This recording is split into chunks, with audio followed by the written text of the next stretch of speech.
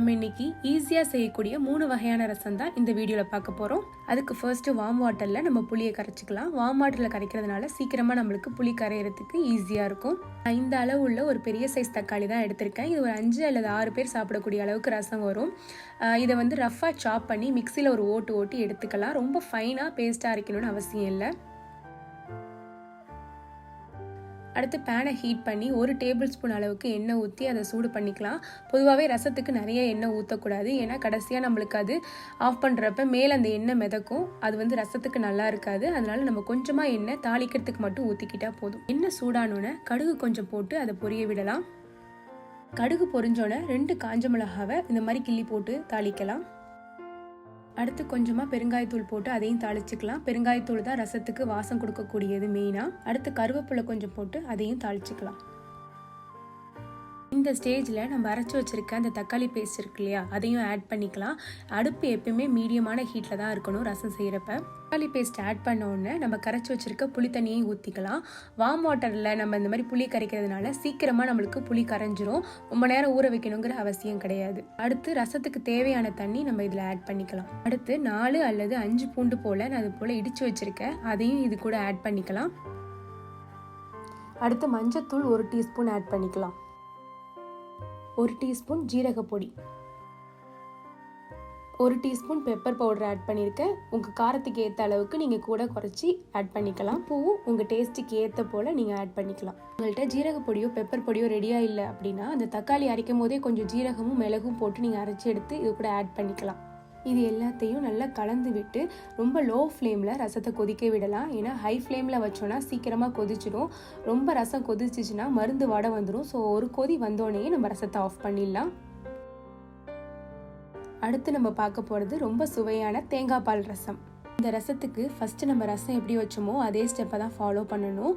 கொதி வந்து ஆஃப் பண்ணதுக்கு அப்புறமா நம்ம அடுத்து தேங்காய் பால் ரசத்துக்கு தேவையானதை செய்ய ஆரம்பிக்கலாம். அதுக்கு நான் இன்றைக்கி தேங்காய் பல் எடுத்திருக்கேன்.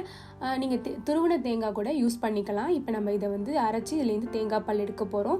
அதுக்கு தேவையான அளவுக்கு கொஞ்சமாக தண்ணி ஊற்றிக்கிட்டால் போதும். ஏன்னா நம்மளுக்கு திக் பால் தான் இந்த ரசத்துக்கு நல்லாயிருக்கும்.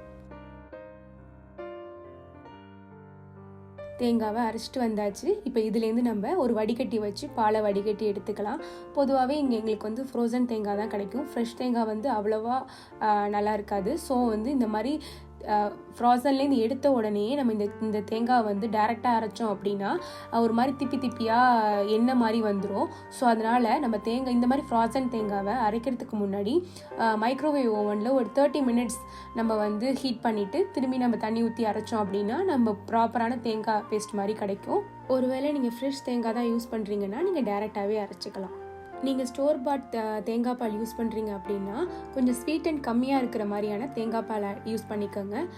ரொம்ப ஸ்வீட்டனாக இருக்கிறத யூஸ் பண்ணிங்க அப்படின்னா ரசம் வந்து இனிச்ச மாதிரி ஆகிடும். ஸோ ஸ்வீட் அண்ட் செக் பண்ணிவிட்டு நீங்கள் அந்த பாலை யூஸ் பண்ணிக்கலாம்.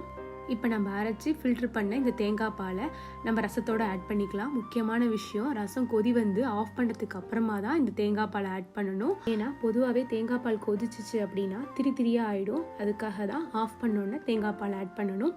தேங்காய் பால் ஆட் பண்ணோன்னே கொஞ்சமாக கொத்தமல்லி தலையை இந்த மாதிரி பொடியாக அரைஞ்சி அதையும் ஆட் பண்ணி நம்ம சர்வ் பண்ணலாம்.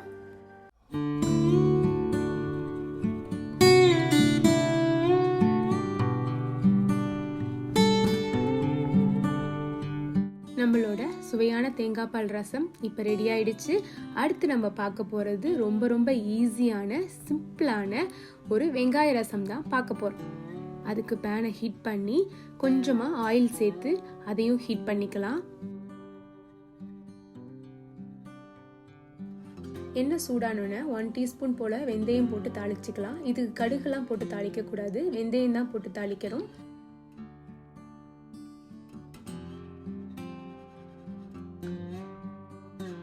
வெந்தயம் பொரிஞ்சோன்னே 2 காஞ்ச மிளகா போல் அதையும் கிள்ளி போட்டு இது கூட தாளிச்சிக்கலாம்.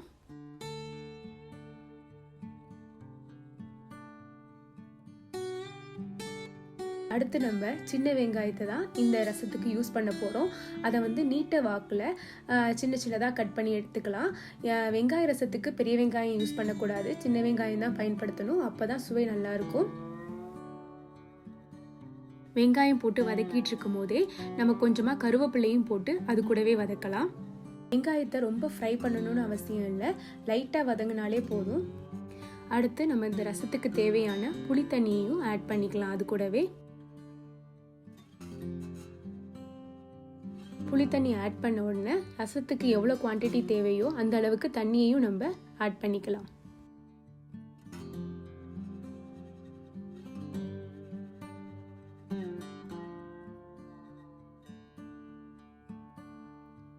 ½ டீஸ்பூன் போல் மஞ்சத்தூள் போட்டுக்கலாம். நம்ம மஞ்சத்தூள் இல்லாமல் கூட இந்த ரசம் பண்ணலாம்.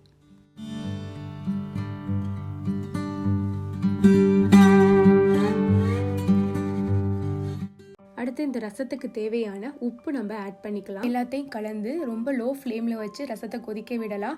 எப்பயுமே ரசத்தை வந்து ஹை ஃப்ளேமில் வச்சு கொதிக்க விட்டோம் அப்படின்னா சீக்கிரமாக கொதி வந்து அந்த புளித்தண்ணியோட பச்சை வாடை அடிக்கும். அதுவே நம்ம லோ ஃப்ளேமில் வச்சு ரொம்ப நேரம் கொதிக்க விட்டாலுமே ரசம் வந்து மருந்து வாடை அடிக்கும். ஸோ ரெண்டுமே இல்லாமல் ரொம்ப லோ ஃப்ளேமில் வச்சு ஃபஸ்ட்டு கொதி வந்தோடனே ரசத்தை எப்பயுமே ஆஃப் பண்ணிடணும். அப்போ தான் ரசம் ரொம்ப மணமாகவும் சுவையாகவும் இருக்கும். இப்போ நம்மளோட சிம்பிளான வெங்காய ரசம் ரெடி ஆயிடுச்சு. இந்த 3 ரசத்தில் உங்களுக்கு எந்த ரசம் பிடிச்சிருக்குங்கிறத கமெண்ட் செக்ஷனில் சொல்லுங்கள். சுவையான உணவை சுலபமாக செய்ய நம்ம சேனலை தொடர்ந்து பாருங்கள். அடுத்து நெக்ஸ்ட் வீடியோட உங்களை வந்து பார்க்குறேன். அது வரைக்கும் ஸ்டே டியூன்.